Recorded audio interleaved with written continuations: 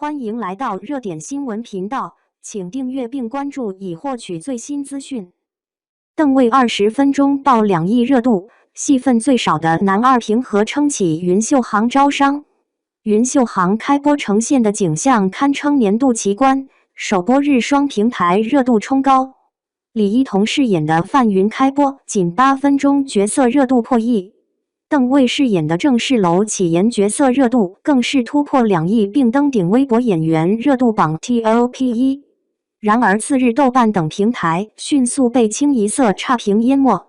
更吊诡的是，在这场热度与口碑的极致割裂中，男二邓以前6集不足20分钟的戏份，成为全剧最大的流量引擎与招商看点，上演了戏份最少但最体面的行业奇谈。数据狂欢下的内容崩塌，一场标准的冰火两重天。开播即爆，但口碑即刻崩塌，这种急速反转在近年影视市场实属罕见。爱奇艺站内热度开播2小时突破5000，优酷热度突破3500。双平台前6集共获得13个广告投放，表面上看完全是暑期档爆款的模样。然而开播次日，全网口碑迅速垮塌，豆瓣等评分平台被1星差评密集覆盖。观众普遍认为该剧过分套路，需要降智才能观看。剧情被吐槽为宝宝古偶，小孩过家家。更令人玩味的是观众评价的单一化趋势。通常情况下，即便口碑不佳的作品，也会在1星、2星、3星之间形成一定分层。但云秀行的评价却呈现出一种近乎单一化的趋势。这种极端现象背后，是积压3年的时差困境。该剧2023年拍摄，但2026年才播出，被观众认为像7、8年前的剧，制作标准已然过时。而在这场整体的口碑溃败中，邓为却以男二身份逆流而上，创造出戏份不足20分钟，热度突破2亿的断层数据，成为爱奇艺首个开播前即破2亿的角色。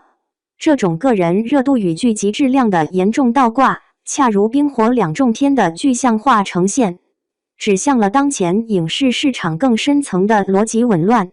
有效出场的天花板，戏份与热度的倒挂奇观。数据层面的对比堪称荒诞。根据多位观众的逐集统计，邓为在首播6集中的具体出场时长如下：第1集几乎为0，被调侃含位量 0.01； 第2集约5分钟，第3集约5分钟，第4集约2分钟，第5集约5分钟，第6集约3分钟，6集合计约15至20分钟，平均每集仅2至5分钟。作为3番男二，其戏份远没有别人1半多，甚至被网友指出不如4567番。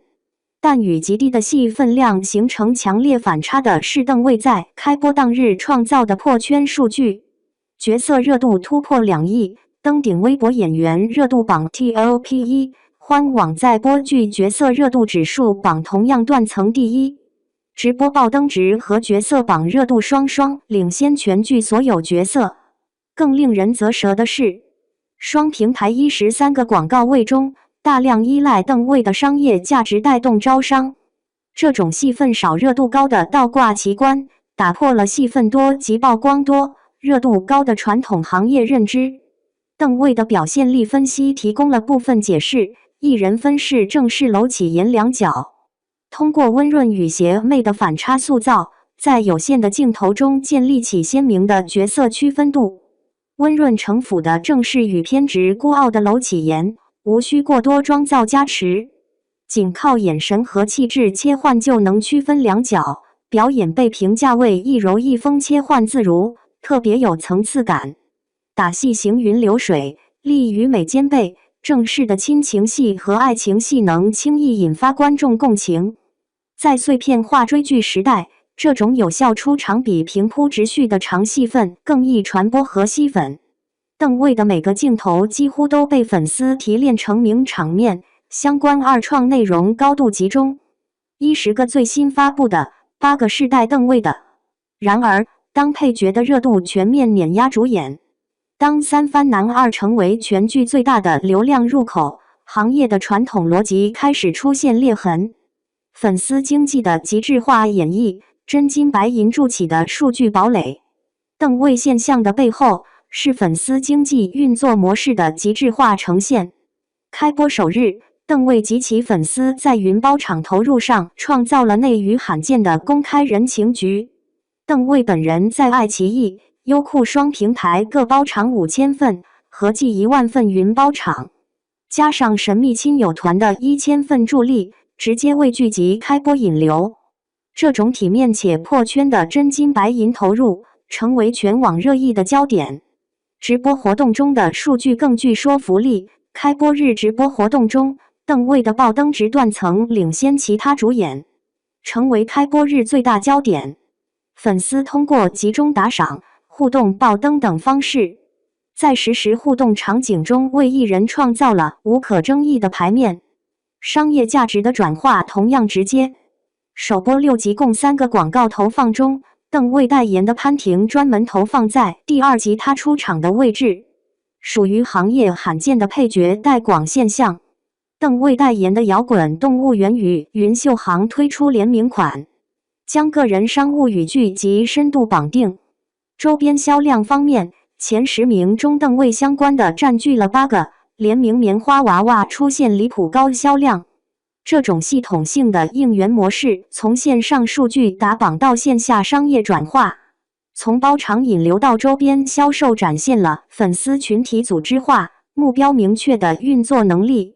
然而，当粉丝经济成为剧集招商的重要筹码，当数据狂欢掩盖了内容质量，影视创作的底层逻辑正在悄然异变。配角扛鼎下的逻辑失灵与质量困境。云秀行案例最值得深思的是主演扛剧传统逻辑的全面失效。当剧集的热度峰值和招商亮点严重依赖一位戏份不足20分钟的配角时，男女主作为收视保障的行业惯例受到了前所未有的挑战。李一桐饰演的范云开播8分钟角色热度破亿，但后续角色热度被邓魏曾瞬息反超。直播互动中爆灯次数为3人中最少，被部分观众质疑一番存在感不足。制作方选角策略与市场回报之间的错位，在云秀行中暴露无遗。更致命的是内容质量的定位危机，即便拥有顶级的开播热度和粉丝经济加持，粗糙的剧情、平庸的主演表现仍导致口碑迅速崩塌。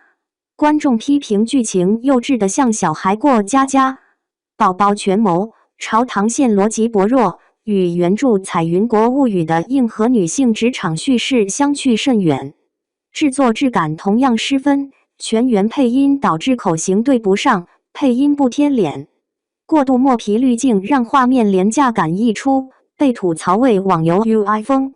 滤镜墨皮过重，墨皮过重的滤镜割裂古装质感，部分观众感觉塑料感，画面色调过时。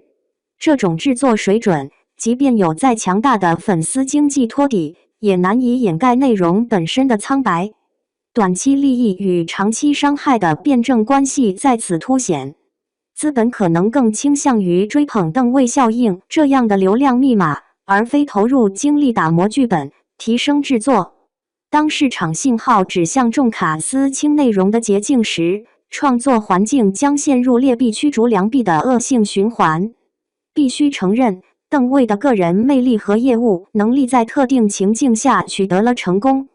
一人分饰两角的完成度确实获得了观众认可，但这种成功若脱离剧集整体质量的支撑，则如空中楼阁，无法成就一部真正的佳作，也无法持续反哺演员自身。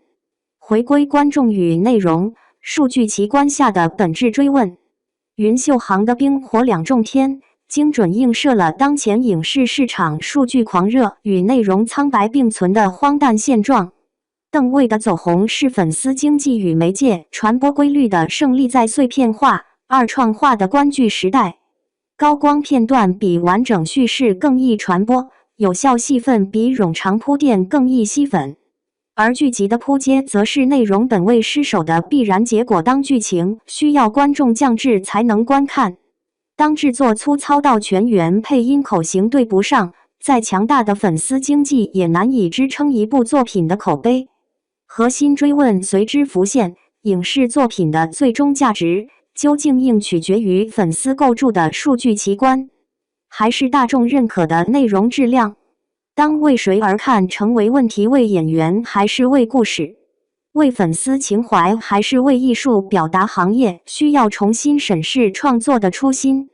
云秀行案例中，粉丝可以凭真金白银为偶像创造体面的包场记录，可以凭数据打榜将配角送上热度榜 TOP1，却无法挽救一部内容坍塌的剧集。更令人担忧的是，这种模式可能催生一种新型的行业畸形。制作方不再关心整体叙事质量，而是热衷于寻找能够带来邓位效应的流量密码。演员不再钻研表演深度，而是专注于制造可供传播的名场面。观众则在数据狂欢与内容失望的循环中逐渐疲惫。邓位本人或许无辜，他用有限的戏份贡献了合格的表演，获得了市场的正向反馈。